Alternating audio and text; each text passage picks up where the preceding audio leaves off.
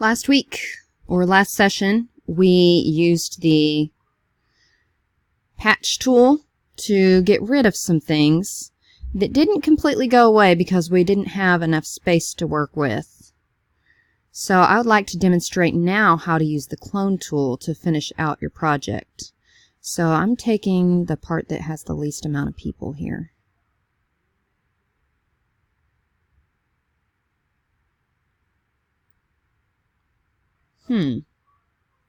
Oh, it didn't patch well because I have my patch under normal. I need to change my patch to content aware. So now I'm just going to Command Z that. And I will redraw around this kid. And try the content aware. This is really not a great picture to do this with. I may have actually wanted to just do the clone stamp all the way through because, as you can see, lining up the front of the table, the back of the table doesn't match. There's this random stool. Anyway, so having done that, I'm going to Command Z, and now I need to find the clone stamp tool, which is not here. It looks like a stamp, so its quick key is S. And I'm going to make it bigger. We had used this in a previous exercise. Remember that you have to tell it what it's going to be copying. So how you do that is you hit Option, and tell it what area to copy. So I'm going to copy from this area, and I'm going to paste this area. So this is just how I'm going to Option, try to get rid of that. Option, I'm just copying some of the stuff around it. Now that was a shadow. I want to keep the shadow consistent, so I'm copying. So you just click whatever you want to copy and copy it. And this is how I changed my husband's shirt back in college from saying Cougars to Cowboys. And it's basically how I did a lot of things in Photoshop. It's just real easy to change content if you can just copy and paste from what's already there. You can change a lot. Okay. Ugh, this area needs a lot of work. Okay, let's try to go into a different one. This one's pretty nice and easy.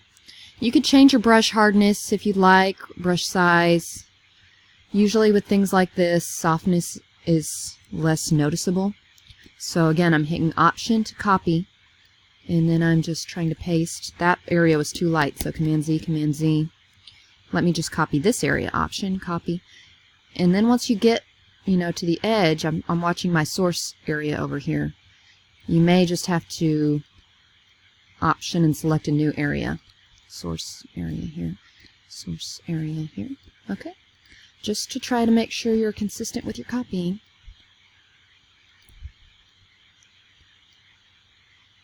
Okay, now it doesn't look like I have as many mistakes in the background here. And if I really cared a lot, I would be zooming in and trying to make this look more natural. Okay, but most people aren't looking in the background of this picture, so that's a pretty good fix. This one could use a lot of work. For instance, I need to get rid of that half backpack on the table. This just looks like a mess. I should have changed my under patch. Should have changed some of my structure or something. Patch probably wouldn't have been good with this to begin with. Let's go back. Window, History. I'm going to go back to before I patch tooled it. I would say let's see if I could just get rid of this person by clone stamp. I can, but it's going to take a while.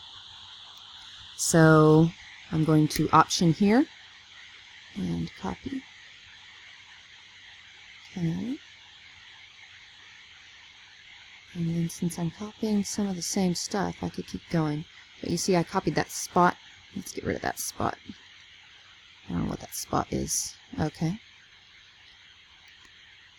And when you get to the edge, you'll notice you're to the edge.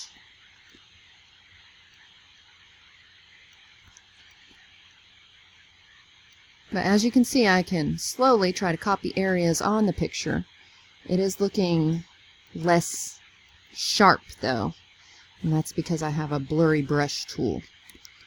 Here I can... Oops. Nope, not that. If you're near the edge, you want to be near the edge. So this is copying the edge over. I don't want the edge to extend though.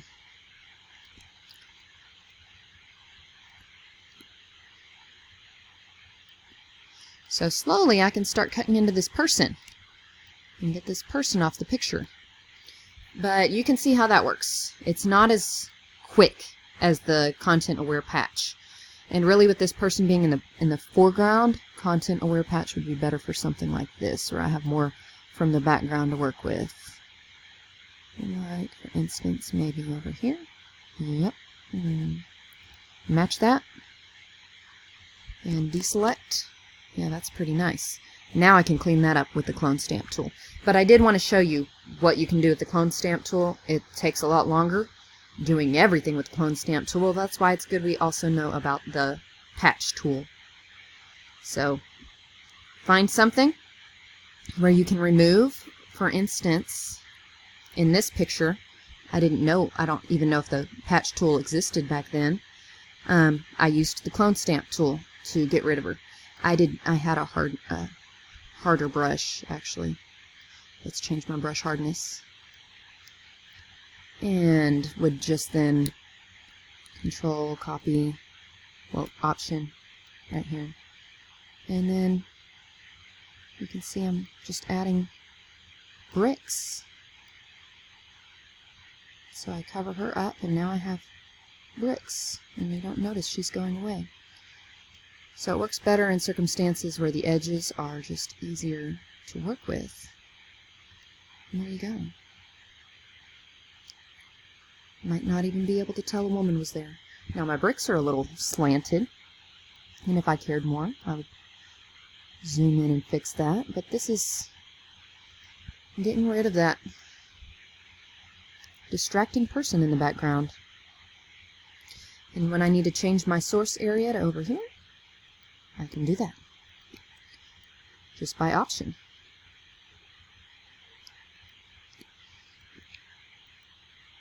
That doesn't match very well, so Command Z that.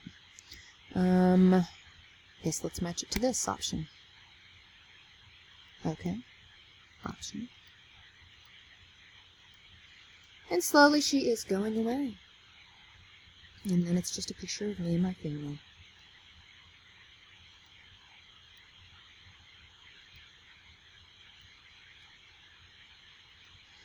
So find a picture where there's something in the background. It helps if there's not like full humans in the background. If there's some kind of pattern like this, it would help. I can possibly now use the content aware patch and have more success at getting rid of her because now I have more to work with here. Ta-da! And I didn't draw her very well. I can then go back in the clone stamp and I can, oops, let's deselect. I can option, copy and paste all that. And slowly the woman is just a faint memory. Oops. Yeah.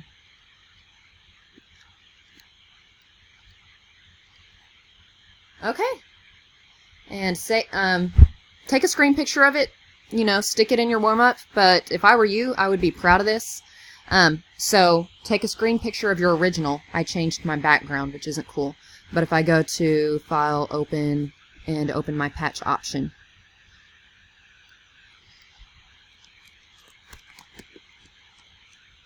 option JPEG, now I have her and I have without her. So take a screenshot of both, the one with her and the one without her, so that I can see the change. So let's find her again in my downloads. Ta-da!